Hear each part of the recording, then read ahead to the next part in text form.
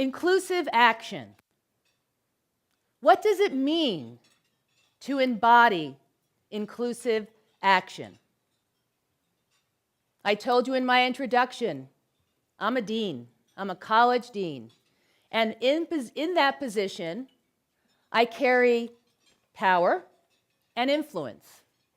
I carry that by virtue of who I am, the education that I have earned, and the role that I have, the position that I have. Oftentimes, those of us in higher education, our first response is to intellectualize, right? We start from our heads. I think, I take action, I solve, I address, I remedy. I go from here to here. It's a bit disembodied, to say the least. Recently, I was invited to talk at a university about a topic about which I am greatly passionate, and that is about women and leadership and the advancement of women in higher education. The colleague who invited me also asked me to speak about issues related to women and people of color, and I declined. I just didn't think that that was my story, or so I thought.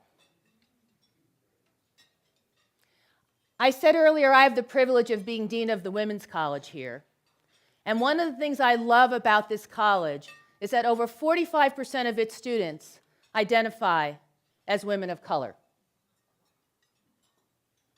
You'll see their beautiful faces up here on the screen. They will often say to me, "Just what are you?" I bet some of you are wondering, just what is she? You know, as far as I know, I'm Italian and I'm Sicilian. Now, the distinction of being Italian and Sicilian is another talk for another day. But trust me, there is a distinction.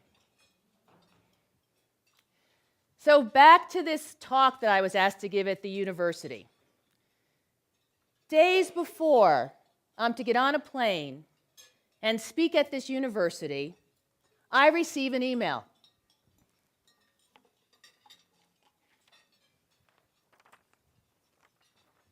From my colleague at the university where I am to speak. "I am writing with a confession," she said, "which is to say that because of your cafe con leche skin and your dark hair and your dark eyes, I've been talking about you as I have promoted you around campus as a woman of color. Your colleague tells me that you are Italian, which of course is not a heritage that in and of itself draws a lot of discrimination these days. So in that regard, I've been misrepresenting you. Sorry, I made assumptions." And then the email closes with the following question from her to me.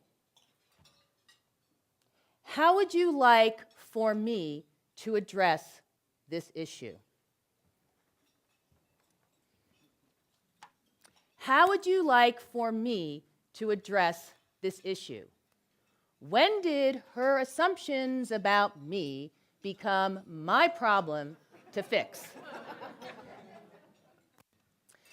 I really struggled with this because this was a woman who I knew was of good faith and good intent. I struggled with the assumptions that were inherent in her email, the ways in which she judged me based on my physical characteristics. How she qualified and quantified who I was, a litmus test. Could I be seen as a woman of color? Have I ever been discriminated against?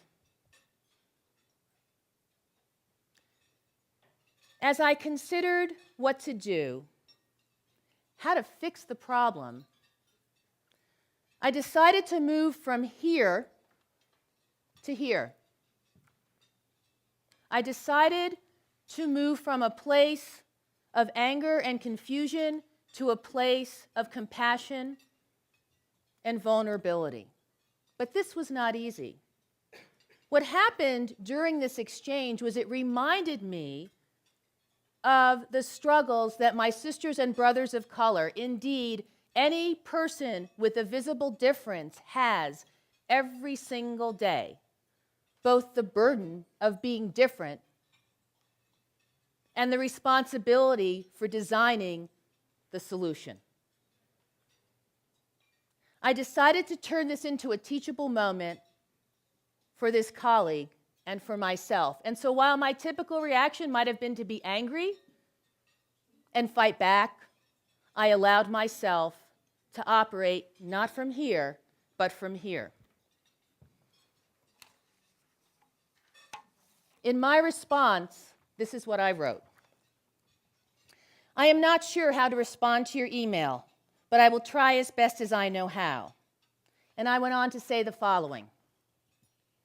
While I certainly can't speak to whether Italian Americans are discriminated more or less than any other ethnic or racial groups, certainly your assumptions about my race and my ethnicity and any discrimination that I have faced in my life are worthy of some conversation as our communities wrestle with assumptions about anyone based on physical characteristics. For example, I am often assumed to be heterosexual, and I am not. Her response was beautiful. She said, "How could I have fallen into this trap? How embarrassing. I have navigated differences myself, and yet I fell into this trap." Inclusive action. It's not just about the head. It's about the head and the heart. It's not about separation, but it's about respectful integration. It's about being open to the possibilities of having the difficult conversations and engaging in them so that we can learn from one another instead of being at odds with one another. It's about our taking responsibility for our assumptions and working through them. Don't be disembodied. Don't be disembodied. Each of us has a role to play to embody inclusive action. Open up to the possibility that exists, particularly here in higher education, where we have both the opportunity and the obligation to embody inclusive action.